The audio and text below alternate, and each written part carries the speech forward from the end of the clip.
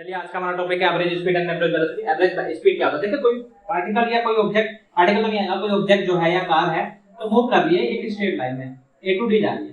Means जो distance d1 है उसने t1 साइन लिया है, d2 डिस्टेंस में उसने t2 टाइम लिया है और d3 डिस्टेंस में उसने t3 टाइम लिया। मतलब एक रास्ता ab है, एक रास्ता bc है और एक रास्ता cd है। तीनों रास्ते में, तीनों ही रास्तों में उन टाइम अलग अलग लिया है और अलग अलग दूरी तय की है। तो उस केस में क्या होगा, एक एवरेज स्पीड का मतलब होता है एक कॉमन स्पीड, किस स्पीड से वो चल रहा होगा।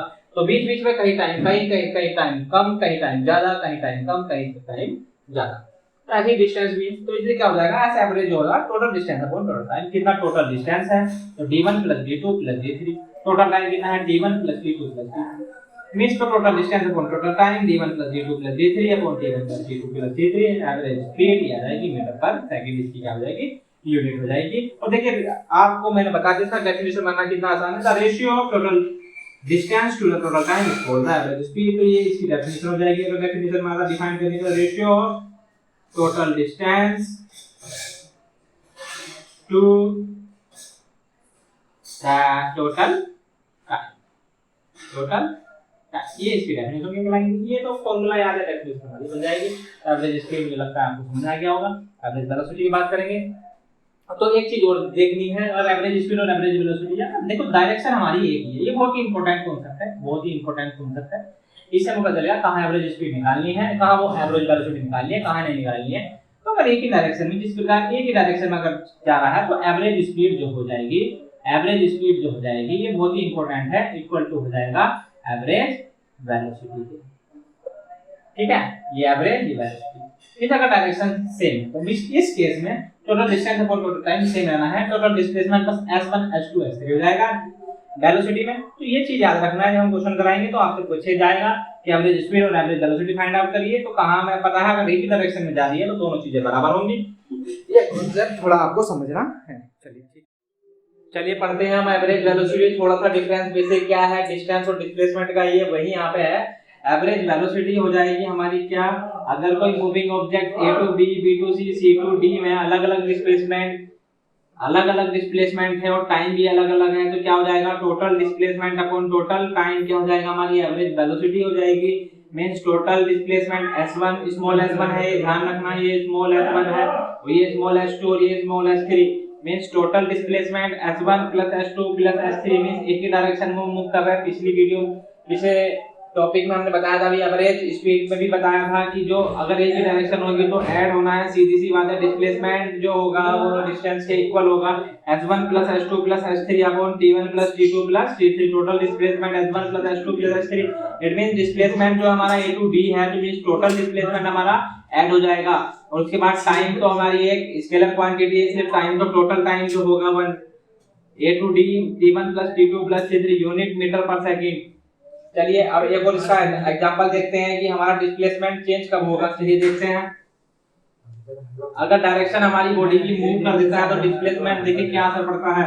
अगर ए से बी हमारा ऑब्जेक्ट मूव कर रहा है a टू b, ये अगर s1 डिस्प्लेसमेंट है और टाइम t1 है, b टू c ये मूव करता है नॉर्थ डायरेक्शन में और s2 हमारा डिस्प्लेसमेंट है और टाइम t2 है, तब इस केस में हमारा जो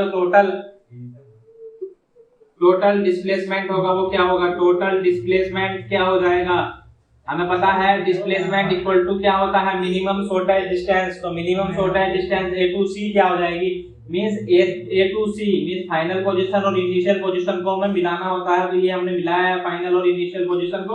अब जो हमारा टोटल डिस्प्लेसमेंट होगा a टू c हो जाएगा ac। इट मींस ये पाइथागोरस जब हम थ्योरम लगाएंगे तो यहां से हमारा निकलेगा s1² + s2²। और टाइम क्या हो जाएगा, टाइम हो जाएगा हमारा टोटल टाइम क्या हो जाएगा, इस केस में टोटल टाइम हो जाएगा t1 + t2। Time will remain same, time जो है वो सेम रहेगा, किंतु लेकिन परंतु जो डिस्प्लेसमेंट है, देखो डायरेक्शन चेंज होने के बाद हमारा डिस्प्लेसमेंट क्या हो गया, चेंज हो गया। तो total displacement upon total time हमारा हो जाएगा एवरेज वेलोसिटी। एवरेज वेलोसिटी हमारा यहां से निकल के आएगा √of s1² + s2² upon t1 + t2। समझ आ गया।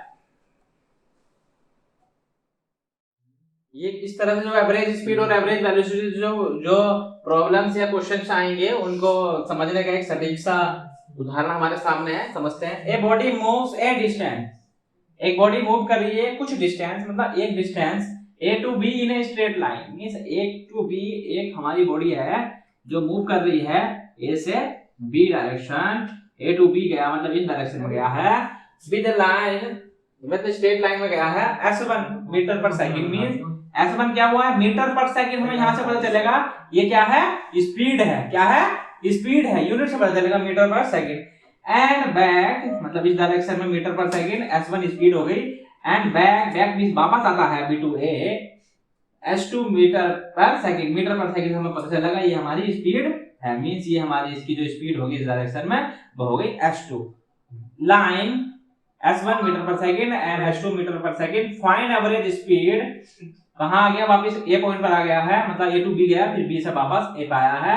Average speed and average velocity, दो चीजें फाइंड करनी है, average speed and average velocity. सबसे पहले एवरेज स्पीड फाइंड करेंगे, तो एवरेज स्पीड हमारा हो जाएगा, अगर बात करते हैं तो एवरेज स्पीड को हम कैपिटल S से डिनोट करते हैं और लिख देते हैं बीच में a b g, क्या हो जाएगा total distance upon total time, ये हमें सिंपल सा फॉर्मूला एक पता है, total distance upon total time. अब देखिए यहाँ पे समझने वाली बात है कि हमें पता तो चल गया है कि क्या फाइंड करना है। सबसे पहली चीज तो क्वेश्चन को देख के पता चलना चाहिए फाइंड क्या करना है, चलो पहली चीज हमें ये फाइंड करनी है।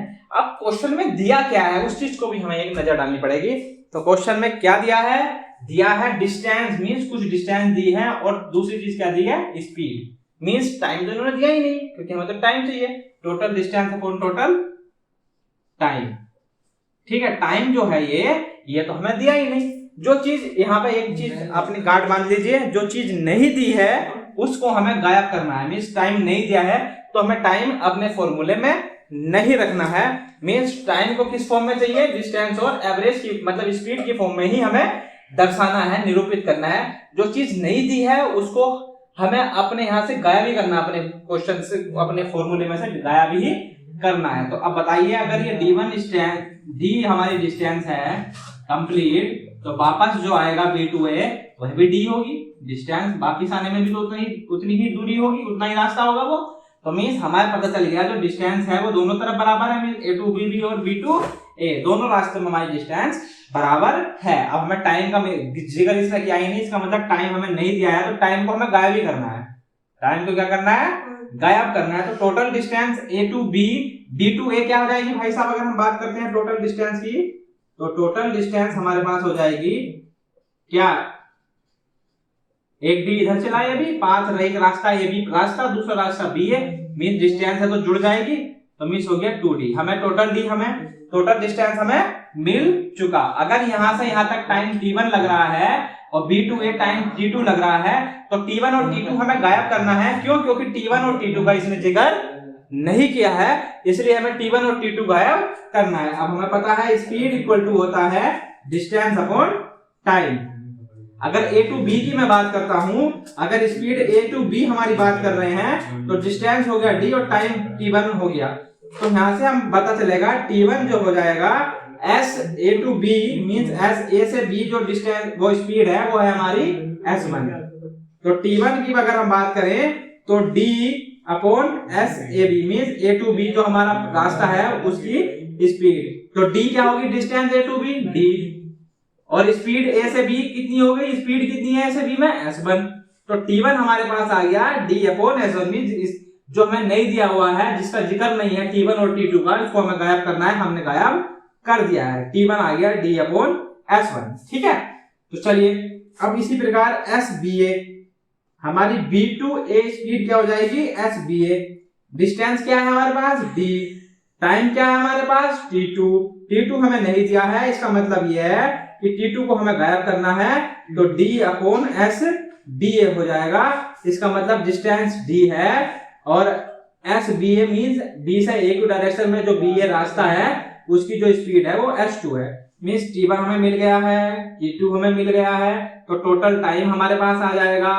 अगर हम बात करें टोटल टाइम की, तो टोटल टाइम हमारे पास आ गया है t1 प्लस t2, डिस्टेंस हमें मिल गई है टोटल डिस्टेंस, टोटल टाइम हम फाइंड आउट कर लेंगे t1 plus t2 d upon s1 plus d upon S2 अगर मैं इसका एलसीएम लेता हूं तो हमें पता चल जाएगा S1 S2, D हमारा कॉमन आ गया है, बाहर आ जाएगा, मीन्स यहाँ पे S2 आएगा और ये S1 आ जाएगा।